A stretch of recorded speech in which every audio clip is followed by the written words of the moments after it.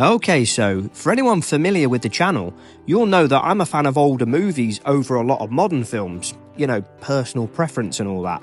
So we thought that we would give you our recommendation for 5 old movies still worth your time. In at number 5 is a film that I have reviewed before, but no one watched that video, so I thought I'd take this opportunity to talk about it again, and that's Steven Spielberg's Jaws. This is a film that had audiences on the edge of their seats in 1975, and I believe that it holds up excellently today. It's not a mere creature feature that focuses to merely shock viewers, but has a real human story with engaging characters. The film focuses on an island community that relies heavily upon tourism for its main source of income that is becoming plagued by attacks from a man-eating shark. The police chief, Martin Brody, is called to one of the beaches where the body of a swimmer has washed up onto shore, and his initial interpretation is that she fell victim to a shark attack, only for his pleas to close beaches falling upon deaf ears due to the narrow-minded outlook of the island's mayor. After a further attack takes place, an oceanographer, Matt Hooper, arrives on the island to help investigate the shark, being Brody's only ally, well, during the first half of the film anyway. Both men try to convince the mayor that the beaches need to be closed to contain the threat from the shark and cut off its main food supply, but the mayor believes that this will negatively affect the island's main source of income, tourism, focusing solely on the commercial aspect ahead of the lives of the people on the island. The mayor just doesn't believe that the shark poses a threat. The second half of the film becomes a bit of a cat and mouse chase between the 3 main protagonists, which now includes the rough and ready fisherman, Quint, taking inspiration from Moby Dick. As mentioned, one of the main themes of the film is commercialism, and that maximising income revenues is deemed more important than the lives of individuals. The characters are also given time to develop throughout the film. The horror element of the film is excellent as we see things from the shark's perspective, offering a glimpse into the unknown.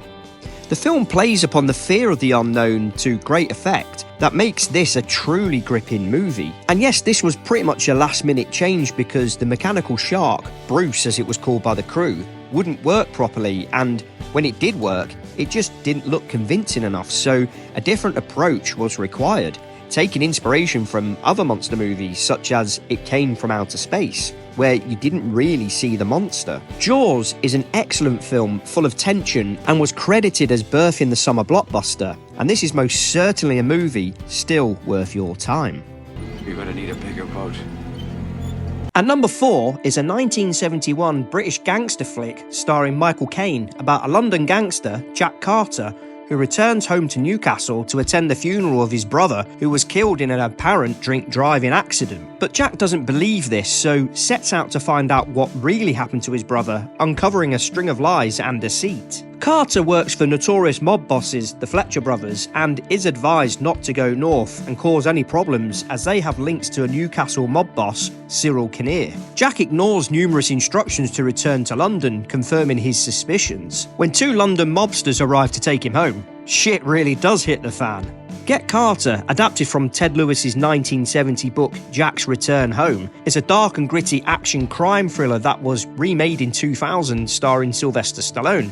And to be honest, the remake really isn't worth your time. The original is gripping with twists and turns and remains a true highlight of British cinema. It most certainly is edge-of-your-seat stuff. The film's main themes are of the importance of family, the twisted nature of corruption, and what can lead a person to revenge. It truly is a cornerstone of British cinema, being cited as key inspiration for some of Britain's best films, such as Guy Ritchie's Lock, Stock and Two Smoking Barrels, Shane Meadows' Dead Man's Shoes, which has a pretty similar plot, and even the BBC series Life on Mars. For the time, the film was quite hard-hitting and edgy, and to be fair, it still is even today. This is a complex thriller with Jack Carter being brilliantly played by Michael Caine, a tough and ruthless gangster who is cold, calculated, and has no remorse, yet has a dark sense of humour.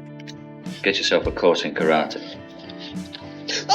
He is a man not to be messed with. The film does take its time to get going, but when it does get going, it feels very much worth the wait. The story is fairly linear and easy to follow, as Jack dives deeper into the sleazy underworld, unravelling the truth, Things really do get heavy for him, but he is more than capable of dealing with things in his own way. They say it's grim up north, and this film most certainly portrays Newcastle as a rough and hard place, a backdrop that adds to this film's rugged harshness, and it's glorious. Get Carter isn't one for the faint-hearted, but is a fantastic film that keeps you gripped throughout, and this film is most certainly still worth your time. Our number 3 pick is a 1960 science fiction film that was pretty groundbreaking at the time of its release for its visual effects. A film that touches upon the human condition and the expectations of the future. And that film is George Powell's adaptation of The Time Machine. In 1953, George Powell produced an adaptation of H.G. Wells's The War of the Worlds, which the Wells family were very happy with, so he had the choice of which novel to adapt next, choosing the 1895 novel The Time Machine. The film is pretty true to the novel in terms of its story, but does have that added Cold War paranoia inserted within.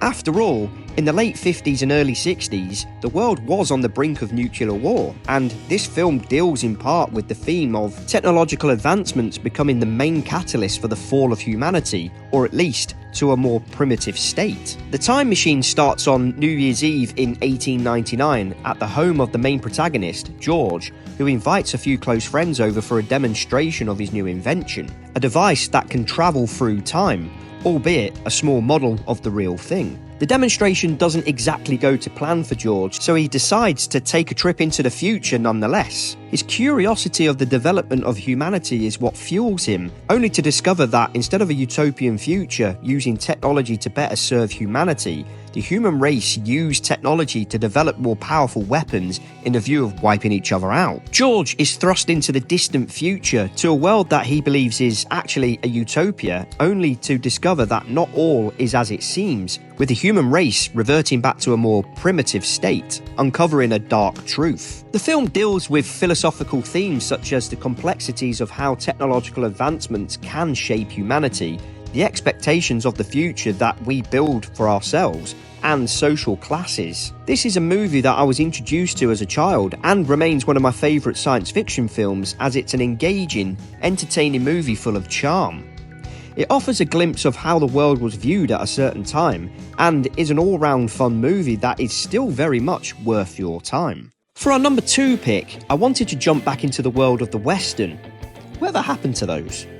The spaghetti Western, to be exact. I could have gone to the most famous and probably one of the most inspirational movies of all time, The Good, the Bad and the Ugly, but as I've discussed this film at length, I decided to pick another one. I could have also have chosen Leone's fourth film, the epic Once Upon a Time in the West, but I do think that film is an acquired taste, albeit an excellent watch. But I decided to choose Leone's second film of the Dollars trilogy, as it was a much more perfected and polished film than Leone's first, A Fistful of Dollars, and that film is for a few dollars more. I would describe this film as probably the most accessible of Leone's westerns for casual viewers. It follows two bounty killers, Lee Van Cleef's Colonel Mortimer and Clint Eastwood's Man with No Name, who actually does have a name, Manco, but I digress, who reluctantly decide to work together as they are chasing down the same bounty, a villainous bandit, El Indio, and his gang. After a somewhat interesting first meeting between the bounty killers, they decide that one should join the gang and operate on the inside, whilst the other works from the outside. The film's two main protagonists are also polar opposites to one another. The older, more experienced Mortimer has a plethora of tools at his disposal to aid in his line of work. A what? A plethora? Oh, yes. You have a plethora. He is calculated, meticulous, and thorough in his methods, whereas Manco is young, brash, and eager to tackle things head-on without thinking things through beforehand. Yet both men's strengths complement one another. The movie's main villain, El Indio, is utterly nuts. He's unhinged and takes no prisoners, so poses quite the challenge for the bounty killers. For a few dollars more is often overlooked due to the excellent The Good, the Bad and the Ugly, and Sergio Leone's first film, A Fistful of Dollars, but it really does stand shoulder to shoulder with the genre's best. Its story isn't overly complex, but Leone's visual storytelling is so engaging, and I would say that this is his most fun film that he's directed. There's plenty of entertainment here with some great action set pieces and some really funny moments. It also blends some quite dark moments into the narrative that really does solidify El Indio as a truly menacing villain, and there is a more deeper reason for Mortimer to hunt El Indio down. For a few dollars more is most certainly a movie well worth your time. In at number 1 is a crime thriller with one of the most quotable lines ever. You gotta ask yourself a question. Do I feel lucky? Well, do you, punk? It stars Clint Eastwood as the hard and cynical, no-nonsense, toughened cop who does things his own way with unorthodox methods, and that film is 1971's Dirty Harry. The film was inspired by the real-life Zodiac murders in San Francisco, with the psychotic Scorpio killer using similar methods to taunt police and the media with letters about his crimes. Eastwood's Dirty Harry Callahan is also loosely based upon the chief investigator of the Zodiac killings, Detective David Tocci. This is all touched upon in David Fincher's 2007 movie, Zodiac. Easy, Dirty Harry. The film starts with the Scorpio's first on-screen murder, using a vantage point to kill a woman swimming in a rooftop pool via a sniper rifle. Harry Callahan is the officer leading the murder investigation, who finds a letter addressed to the FSPD, demanding $100,000 or he'll kill again. The mayor agrees to Scorpio's demands in a way to stall him, much to Callahan's annoyance. Harry Callahan is constantly at odds with the mayor about how the investigation is being handled, so decides to do things his own way, although he is required to take on a rookie partner, Chico Gonzalez. Let's just say that Harry Callahan's partners don't exactly have the best of luck working with him. Dirty Harry Callahan suffers no fools and bends the law in his favour in the name of justice. It's easy to see that his character became the archetype for the toughened, gritty action hero cop.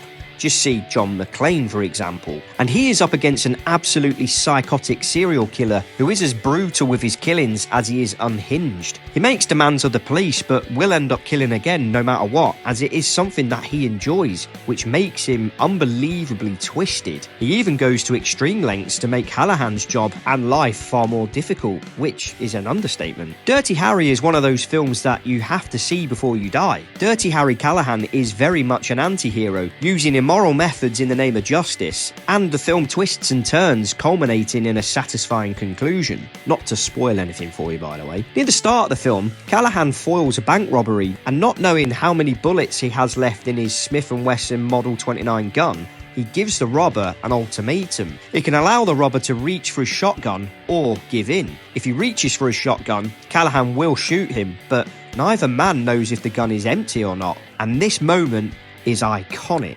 Dirty Harry is up there as one of the greatest movies of all time, and is most certainly a film still very much worth your time. So that's our list of old movies. It's pretty much an inexhaustible list, but what 20th century films would you recommend? And by all means, let us know in the comments. I've been Colm from the Critical Cinema Club, and I'll see you in the next video.